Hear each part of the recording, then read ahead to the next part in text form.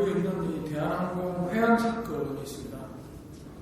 이 대한항공의 회항 사건이라는 것은 그 대한항공 회장, 그 장녀인 조연아 씨가 그 뉴욕에서 술을 마시고 그 대한항공을 타고 기내에서 그 승무원들이 갖다 준 그 땅콩 봉지채 플레이트에다가 담은 그것을 문제를 삼고 여승무원들에게 모욕을 주고 또 심지어는 그 사무장을 불러서 무릎을 꿇게 했고 또 서비스 매뉴얼을 책을 가지고 머리를 때렸습니다. 그리고 그 비행기를 뉴욕 공항으로 회항을 하고 그리고 얼마 후에 박창진이라는 사무장이 이런 고백을 했죠. 이런 모욕과 인간적인 치욕을 겪어보지 못한 사람은 모를 거라고 이런 절규를 했습니다. 그리고 나서 얼마 후에 이 사람이 정신치료를 받고 있는 중이라는 얘기를 들었습니다. 이 한 사람의 거만한 태도, 한 사람의 이 건방진 다른 사람들을 업신여기는 이런 삶을 통해서 다른 여러 사람들이 얼마나 많은 삶을 좌절하고 힘든 상황이라는 것을 우리가 알게 됩니다. 이 권력과 재산을 가진 자들이 갑질의 횡포라고 하는 것이 사실 그것이 끝났으면 우리 역사는 참 비극적인 역사가 됐을 겁니다. 그런데 다행히도 이 사건이 재판에 회부하게 됩니다. 그때 재판에 나온 그 조연아 씨는 우리가 그 텔레비전을 통해서 지상을 통해서 본 것은 얼마나 비싼지 모르지만 1억짜리에 헛각하는 그런 비싼 웨이트를 입고 아주 비싼 명품 가방을 들고 그렇지만 이 법의 심판 그리고 양심 있는 사람들의 그 재판을 통해서 이 거만하고 심지어 야만스럽까지 했던 이 기고만장한 자들을 용납하지 않았습니다.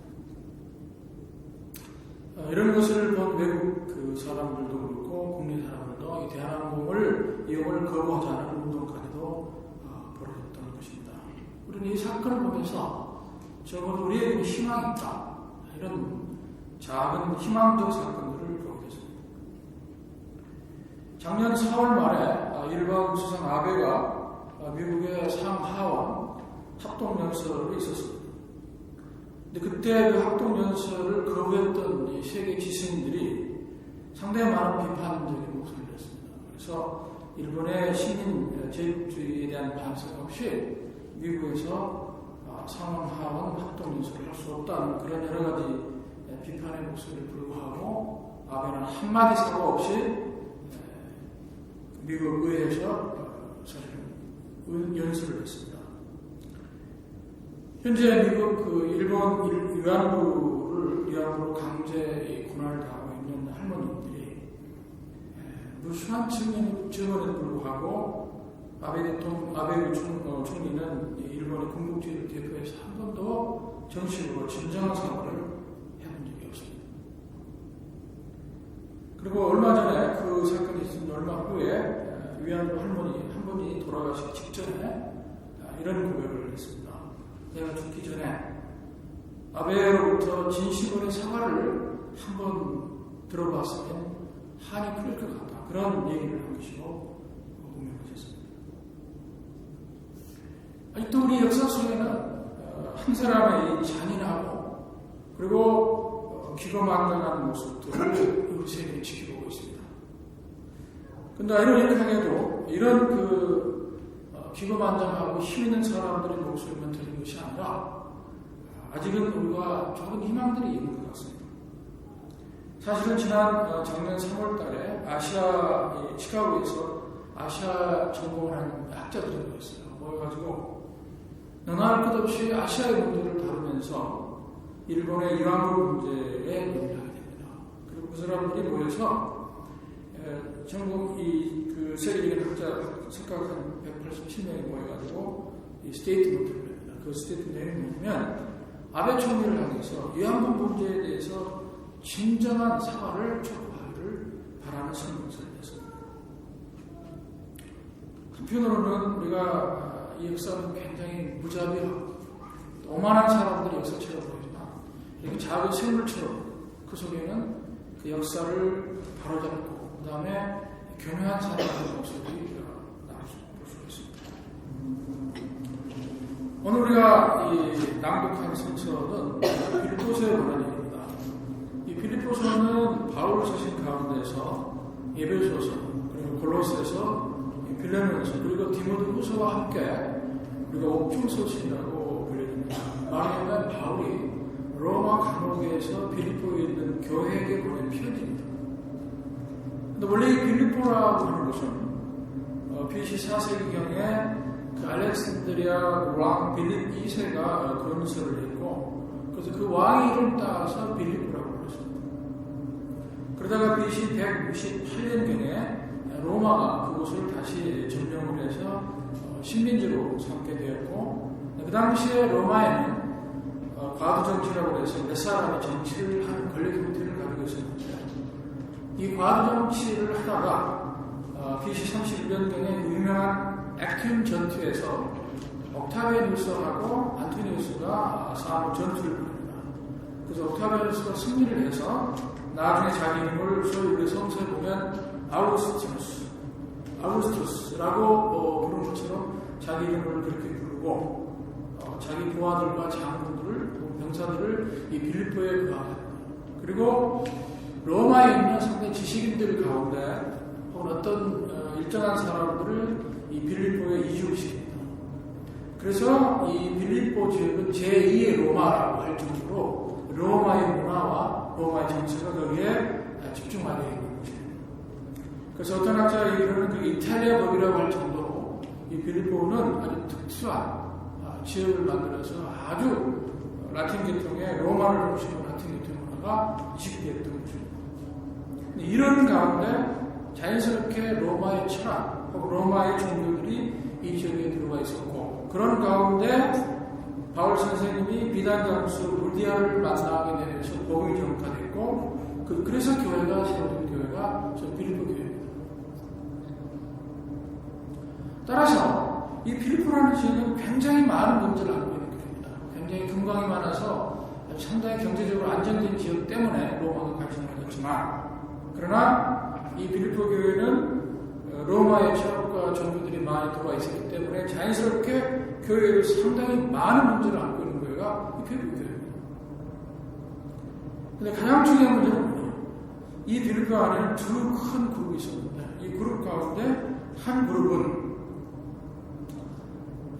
예수께서 이 재림보다는 이 땅에 예수께서 함께 계시기 때문에 우리는 더 이상 미래에 대한 희망을 가질 필요가 없고 미래에 대한 신앙을 가질 필요가 없다는 부분이 있었어요.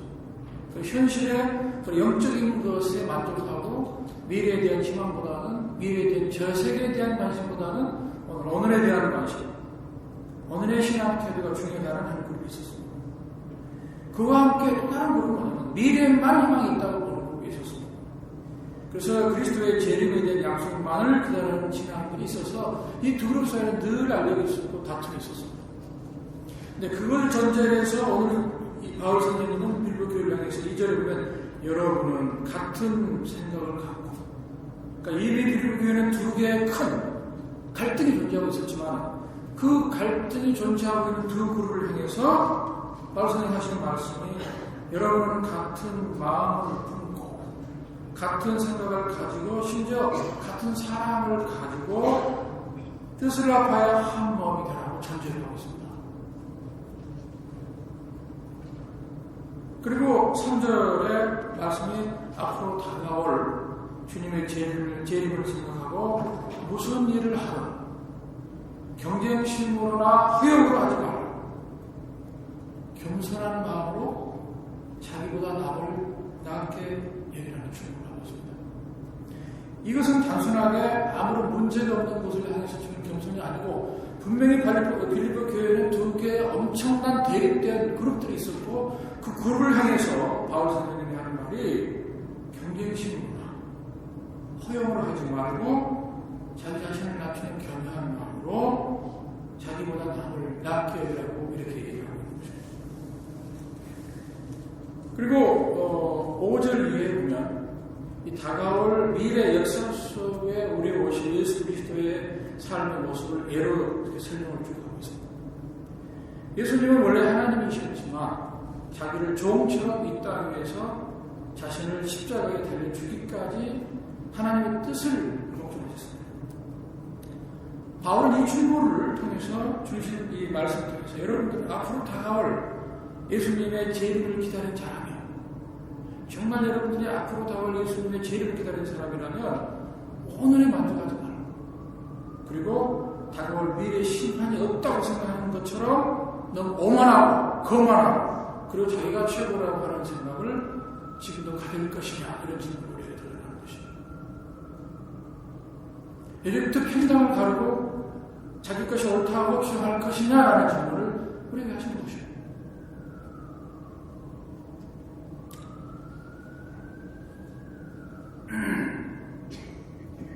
여러분들, 우리 모두의 영생을 위해서 예수님께서 이 고난의 십자가를 죽으시고 십자가를 지시기 위해서 하나님 자신이 이 땅에 고난을 당하시고 그리고 죽이시까지 복종하는 겸손한 삶을 살았다는 사실을 우리는 절대 잊어서는 안 될 것입니다.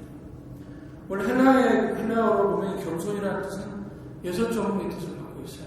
그런데 일반적으로 대표적으로 이 겸손이라는 뜻을 대표하는 단어가 아이도스라고 하는 뜻을 크게 두 뜻이 있는데, 하나는 비열함, 또 하나는 경건이라는 뜻입니다. 아주 중요한 걸 갖고 있어요. 겸손이라고 하는 말 속에는 자기를 낮추고 자기를 비하한다는 비열함이라는 뜻인가 하면, 또 하나는 경건이라는 경건이라는 뜻입니다. 이 두 개가 어떻게 상봉할 수 있을까? 비열함이라는 것은 다른 사람의 눈치를 보고 자기를 낮춘다는 뜻을, 그리고 결국 거만함이 없다는 뜻입니다. 뽐내지 않는다는 뜻입니다. 말하자면 자기를 철저하게 자기 위주로 산다는 뜻이 아닙니다. 그런데 이 비열하는 의미와 경건이라고 하는 두 개가 합성하게 되면 아주 놀라운 다른 상태입니다. 그리스도와 연합된 상태에서 그리스도가 자신을 죽기까지 낮추시고 그러한 태도를 가지신 것처럼 그렇게 지속적으로 사는 것, 이런 뜻입니다. 그러니까 성서에서 우리가 겸손이라고 하는 뜻은 뭐냐면 그리스도와 연합된 상태, 그 상태는 그리스도께서 자기를 죽기까지 낮추는 그 자세를 내가 연합된 상태에서 그대로 유지하는 것이 성서에서 우리를 보여주고 있는 겸손이라는 뜻이에요.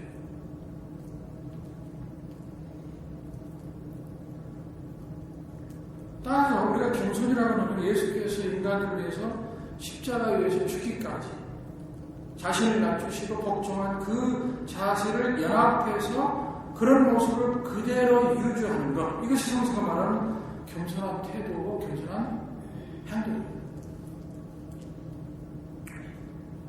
사실 우리가 기독교인이 되는 것은 그렇게 쉽지도 않고, 그럼에도 불구하고 원리적으로 본다면 예수 그리스도의 죽음과 고난, 그리고 그분의 삶과 그리고 그 연합된 삶을 그대로 유지하는 것, 이것은 성서로 표현하면, 그래서 예수님은 포도나무고 우리는 가지라고 하는 말로 표현할 수 있습니다.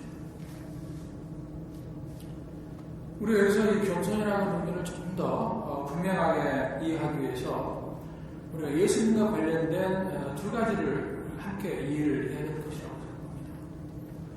예수님을 우리가 표현할 때 요한복음서에서 이렇게 표현합니다. 말씀이 육신이 되었다, 이렇게 표현하고 있는데요. 이 말씀이 육신이 됐다는 뜻이 무슨 뜻일까요? 하나님이신 분이 우리에게 우리 인간처럼 육신을 입고 오셨다, 그런 뜻이죠. 그렇죠? 근데 우리가 요한복음을 원서로 가만 보면 이 중요한 단어가 하나 거기 있습니다. 말씀이 사르키가 됐다, 이렇게 표현하고 있어요. 다발은 말은 말씀이란 말이고 사건의 뜻이에요.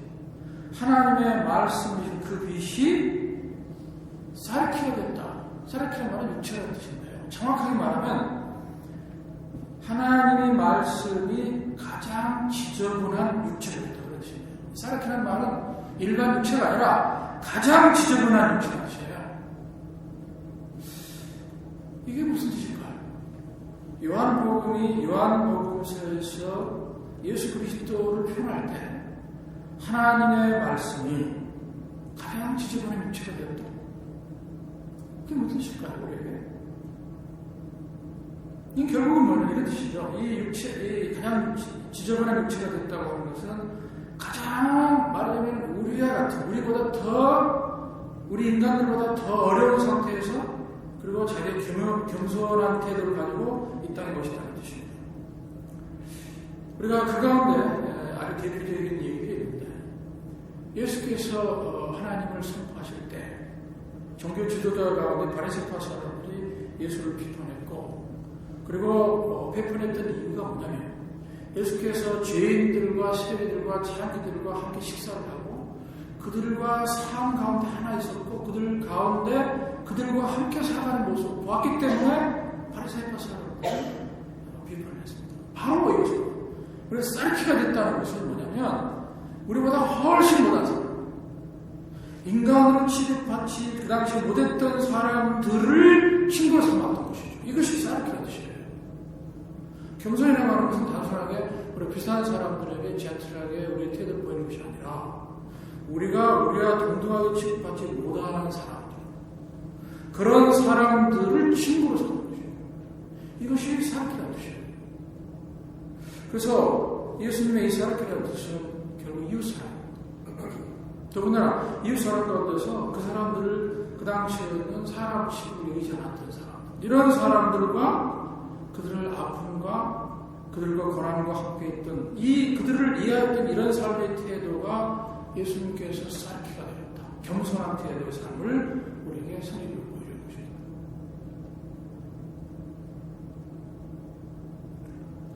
그리고 또 하나, 아이도스라고 하는 이 겸손이라는 뜻을, 우리 기독교에서 말하는 겸손이라는 뜻을 얘기할 때, 이 고대 노예들의 특징을 설명할 때 바로 이 단어를 사용했습니다.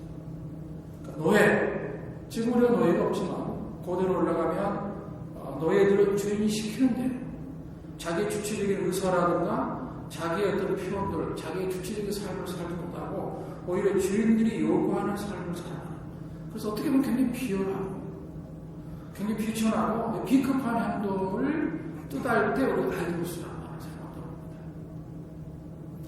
근데 어떻게 바울 선생님이 우리가 건강한 육체를 가지고 생각을 가지고 있는 이 교회 공동체를 이루고 있는 우리 교인들을 향해서, 더군다나 교회 가운데 두 개의 큰 논쟁이 있고 갈등이 있는 그것을 향해서 아이도스라는 말을 사용했을까? 노예들에게 사용됐던 그 비열함, 비천하는 단어로 사용했다고 말하죠.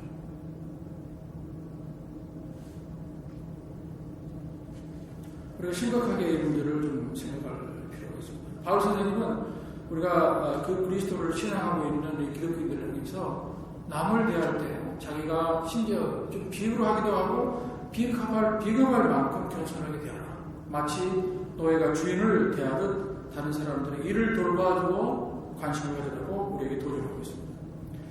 그래서 우리가 이 마태복음 5장부터 7장을 보면 우리가 산상수훈이라고 하는 것이 있는데, 이 산상수훈은 기독교 어떤 윤리적 우리의 자세라든가 태도에 우리가 프로토콜을 이해할 만큼 우리 뼈와 같은 것입니다. 그런데 그 뼈와 같은 얘기, 근데 기독교인들이 살아가는 삶의 자세에 대한 뼈와 같은 얘기 내용이 뭐냐면, 오른뺨을 때리면 왼뺨을 내리고, 다른 사람이 오리를 가자 하면 신리를 가라. 이게 기독교의 한국입니다. 겸손이 한국입니다. 이걸 아무나 할 수 있는 사람이 많지 않아요. 바울 선생님이 아까 아이도스라고 하는 것은 평범한 사람들이 살아가는 삶의 태도에 대한 얘기가 아니라 그런 사람들이 더 낫고 그런 사람들이 살아가지 않았던 사람들에게 대했던 그 비열한 정도로 겸손에 대한 얘기를 할 때 대상이 뭡니다. 갈등이 있고 싸움을 하고 이런 것을 위해서 얘기하는 것이죠. 그러면서 오늘 마태복음 5장에 보면 아까 말한 것처럼 오른밤을 때리면 왼밤을, 이게 무슨 말입니까? 그 당시만 하더라도 사람이 오른손으로 오른밤을 때릴 때는 이렇게 때립니다. 왼밤을 여러 손 들으니까 이렇게 때립니다. 이것은 그 당시에 비열하고 사람을 천신할 때 때리는 방식입니다. 예수님께서 우리가 삶의 태도가 뭐냐? 오른밤을 때리면 그것만 만든 것이 아니라 왼밤까지도 내려가는 거죠. 이게 사르키의 뜻입니다. 아이도스의 뜻입니다. 또 오리를 가면 신비로 가라는 얘기는 로마의 당시의 지도자들이 우편 배달을 할 때 보통 이제 노예들이나 혹은 자기들이 식민지를 삼았던 사람들을 이 등에다 우편을 쥐고 오리를 가면 그 사람 내려놓고 또 다른 사람 주고 이걸 이제 우리가 오리를 가면 그러는데 원래 스님께서 하신 말씀은 무슨 얘기냐면 오리만 가야 되는데도 오리를 더 가져가요. 이게 겸손인 것이에요.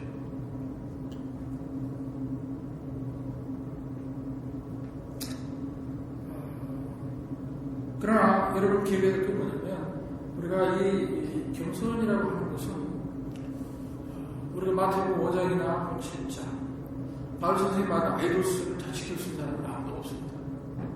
이 땅에 그렇게 살 수 있는 사람은 아마 예수님밖에 없을 겁니다. 우리에게 주는 교훈은 뭐냐면 우리에게 프로토콜을 제시하는 우리 기독교인의 삶이라고 하는 것은 이것이 우리가 등뼈 같은 존재, 등뼈 같은 이런 삶이 우리의 기준이라는 것이에요. 근데 핵심적인 사항은 겸손이라는 것은 사랑하는 것입니다. 자, 그렇지만 이 겸손이라고 하는 것이 비열함이라고 하는 것은 정의롭지 못한 것을 해라 그런 뜻이 아닙니다. 이 겸손이라고 하는 것은 정확하게 우리 자신을 낮추면서도 바른 것을, 옳은 것을 선택하라는 그런 의미를 가지고 있습니다. 19세기에 그 뉴욕의 앤토니 콜만이라는 신부가 살았는데 이분이 이제 어떤 남자가 그 고해 생사를 하기 위해서 콜만 신부가를 요청했습니다. 그래서 이제 이 고해 생사라는 방에 들어가서 고해 생사를 했어요. 고해 생사 내용이 뭐냐면 신부님 제가 사실은 남의 큰 보석을 폈습니다. 이 고해 생사를 하다가 남자가 아마 좀 회개를 하고 그래서 신부 저는 이거 그 보석을 주인한테 돌려줄 수 없으니 좀 어렵지만 신부님이 좀 이 훔친 보석을 주인을 찾아 돌려주십시오. 이렇게 얘기했습니다. 그래서 이 신부님이 이러고저러 탐문을 하고 그 사람이 알려준 그 장소를 알아보고 그래서 그 주인에게 돌려줬습니다. 근데 이 소식을 들었던 경찰관이 신부를 찾아와서 이 절도범에게 절도범이 어디 있냐고 물어봤습니다. 그러니까 이 신부님이 절대 말할 수 없다. 그러다가 이제 경찰관이 협박을 하면서 절도범을 많이 운영하면 운영죄를 받습니다. 그 절대 이 신부가 그 자기가 고해성했던 사람을 알려주지 않았습니다. 그래서 그 재판이 됐는데 미국의 유명한 재판입니다. 그래서 이 고해성사를 알려준 사람, 고해성사를 한 사람에게 그것을 함부로 그 사람의 신원을 알려서는 안 된다는 것이 재판의 판정이었습니다. 중요한 것은 겸손이라고 하는 것은 자기를 비굴하게 얼마나 하는 것입니다. 우리가 바른 것을 바르게 설명하기도 하고 얘기할 수 있는 것이 겸손입니다. 저는 이제 한국교회를 보면서 한국교회가 참 위기라고 생각합니다. 단순하게 어차피 한국교회뿐 아니고 세계적인 기독교가 위기인데 그 위기의 진상이 어디 있을까? 저는 바로 리더십의 위기고 더 나아가서는 교회의 교만함이라는 것이 훨씬 그 위기를 만들지 않나 생각합니다. 우리가 역사를 보면 중세교회가 14세기부터 15세기까지 이 서구 봉건주의가 이제 해체되고 절대 왕권을 가면서 어떤 경제 구조가 하나 바뀌게 됩니다. 그게 뭐냐면 물물 교환을 통해서 화폐 경제가 이루어지다가 이 물물 경제가 사라지고 전부 화폐를 가지고 이제 경제 구조가 보편화되기 시작하는데요. 그 당시에 이 바티칸을 중심으로 한 교회는 땅이 굉장히 많았어요. 그 돈이 없었어요. 화폐 경제를 바꾸다 보니까 그래서 이제 이 사람들이 화합찬란한 생활을 해야 되는데 할 수가 없어서 이 사람들이 몇 가지 지혜를 했습니다. 그 중에 하나가 만회사입니다. 왜냐하면 이 캐톨릭 교회가 이제 돈이 없기 때문에 점점점 아주 무지막지한 여러 가지 장치를 그런 과정에서 비판의식 있는 사람들이 교회를 비판하기 시작합니다. 이 사람들 전부 다 만회사입니다.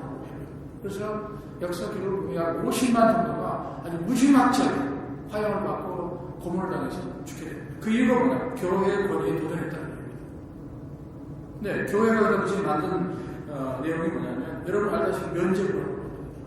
죄를 속해주는 이 티켓을 두 번째 만든 게 뭐냐면 안테이네트라고 합니다. 이 안테이네트 제도라는 게 뭐냐면 주교를 이제 각 교구에 파송할 때 주교가 1년치 월급을 미리 이 바티칸에다가 갖다 준 제도입니다. 그러니까 바티칸에서 이 주교를 교구에 파송할 때 그 교구에 가서 1년치 받을 봉급을 미리 바티칸에다가 갖다 준 제도를 얘기합니다. 또 세 번째 무서운 제도가 뭐냐면 리그베이션이라는 제도가 있어요. 리그베이션 제도라는 게 뭐냐면 이 바티칸이 주교를 파송하지 않아요. 몇 년 동안 파송하지 않으면 거기서 나온 돈들이 다 바티칸 들어오는 제도입니다. 그래서 이 바티칸은 아까 말한 토지는 많지만 돈이 없기 때문에 화폐를 가지고 호화찬란한 생활을 해야 되는데 할 수 없어서 이 사람들이 만든 이 무지막지한 4개의 제도. 중세교회가 이렇게 해서 문제가 되고 타락이 돼서 종교교회가 일어났습니다. 한국교회를 보세요. 네? 한국교회는 목사가 자기 아들에게 세습을 해요. 교회에 나오는 사람과 돈 많은 사람들 무대받고 돈 없는 사람들 취급하지 않습니다. 세상에 교회라고 하는 것이 사람들 섬김에 대해서 섬김의 주체가 되어야 되는데도 3천억 이상 되는 엄청난 돈을 가지고 화친하게 예배당을 짓고 뻔뻔하고 너무 자랑스럽게 교회 다니는 사람들 보면 중세교회 뭐가 차이겠어요? 여기 겸손이라고 하는 것을 발견할 수 있습니까? 여기 비열함이라고 하는 것을 발견할 수 있습니까? 싸르키라는 것을 발견할 수 있습니까?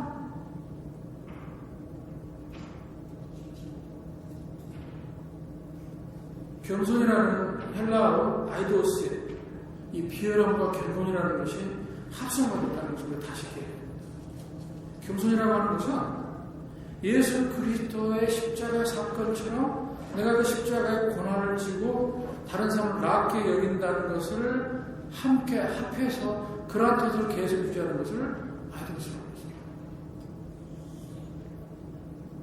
우리가 21세기 프랑스 유명한 철학자 장 보드리에르는 이런 얘기를 했습니다. 21세기 현대인을 삶을 이렇게 표현했습니다. 우리들이 사는 주변을 가만보면 우리들 주변에 있는 사람들이 있는 것이 아니라 상품이 있고 매매가 있고 매매 전략이 있고 마케팅이 있다. 우리 주변에 사람들이 있는 것이 아니라 우리 주변에 있는 사람들을 보면 그 사람들은 상품이고 전자제품을 통해서 사람들을 기계처럼 얼마나 있는 것을 보고 있다. 우리들을 둘러싸고 있는 것은 대화할 사람들이거든. 우리들을 둘러싸고 있는 환경을 보면 인간의 욕망들을 돈을 주고 사고 거래를 하고 소비하고 주변에 있는 진정한 사람들을 사귀는 것이 아니라 거래의 대상이 되고 평가의 대상이 되고 평가에 따라서 대우가 달라지는 세계입니다.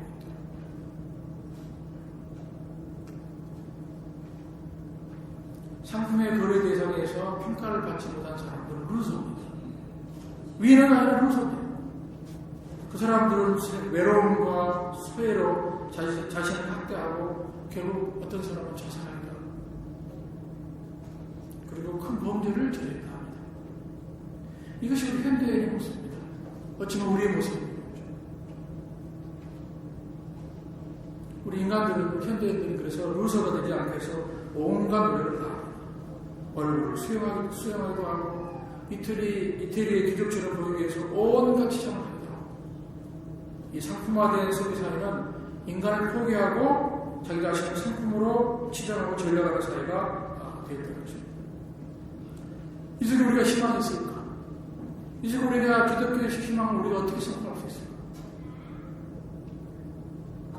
역사는 도도하게 이렇게 거만한 사람들을 혹은 상품의 시장처럼 서 있지만 그것이 아닌 작은 생물들은 계속해서 우리에게 도전하고 있습니다. 2001년 9월 10일 사태가 벌어진 이후에 트레이드센터에 13년 만에 박물관이 완성되는 날 오바마 대통령이 한 청년을 소개합니다. 이 청년은 우리가 빨간 손수건의 청년이라고 이제 부르면서 그 사람을 소개했는데요. 그에 대한 얘기를 이렇게 시작합니다.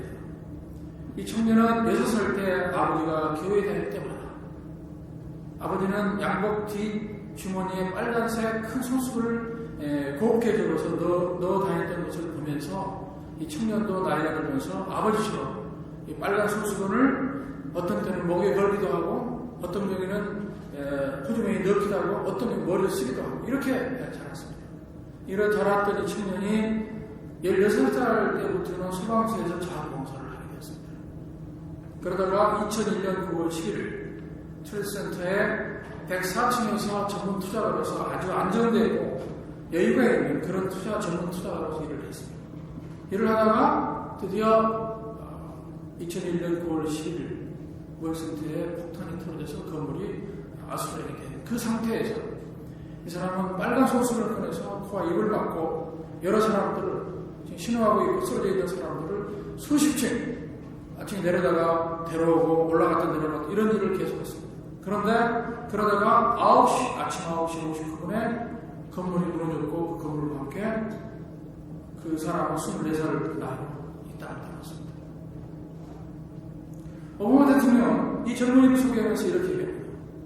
안정된 자기 삶을 만들고자 합니다. 일찍 자기가 그 건물에 빠져나올 수 있음에도 불구하고 거기 만들어지 않고 이웃의 아픔과 함께 나누는 이 젊은이가 있는 한 미국에는 희망이 있다. 이렇게 얘기했습니다. 저는 이 기사를 읽으면서 이 청년이야말로 21세기 예수님께서 보여주신 겸손한 삶의 작은 실천들 아닐까 이런 생각을 해봤습니다. 여러분 2007년에 인도의 아주 유명한 대통령 한 분, 칼람이라는 대통령이 있습니다. 이분이 5년 동안 대통령을 하고 대통령궁을 떠날 때 가방 2개를 가지고 떠납니다. 아무것도 가져가지 않고 가방 2개 그리고 책이 있는 그것 전부였습니다. 정부에서 이분에게 고급 빌라를 제공했지만 그 사람들이 거부했습니다. 그걸 거부하고 방 한 칸인 작은 아파트로 갔습니다. 사실 저는 이 기사를 읽으면서 21세기 이런 사람이 있을 수 있을까? 아니, 좀 다른 표현하면 21세기 청년과 같은 21세기의 칼람 대통령 같은 이 사람들이 교회에서 나왔다면 교회에서 이런 일들이 벌어졌다면 이 세계는 어떻게 달라졌을까? 아쉽게도 이 사람들은 교인이 아니었습니다. 현대는 인간을 인간의 눈으로 보는 그런 눈을 상실하고 있습니다. 상품이나 경쟁의 대상으로 살아갑니다. 마치 전기를 목적지로 작동하는 무서운 맹수들의 그런 집단처럼 살아갑니다. 현대는 3초에 한 번씩 충성에 올려가면서 그 속에서 살아갑니다. 바울 선생님 말씀처럼 무슨 일이나 경쟁심으로 회영을 하지 말고 겸손하이도스 겸손한 마음을 가지고 자기보다 남을 약게 여기는 그런 마음과 태도가 우리 현대 기독교인들에 있다면 어쩌면 우리가 걱정하고 있는 현대의 무지막지한 세계를 조금은 구원할 수 있지 않을까. 어쩌면 정의 같은 이렇게 살아가는 위례들만 지어가는 이 세계에 물서서에게도 희망이 있지 않을까 이런 생각을 해봅니다. 오늘 우리 기독교인들에게 주는 말씀 다시 한번 기억하면서 우리는 우리의 삶을 어떻게 다른 사람과 대할 때 비추게 될까? 어떤 삶을 가지고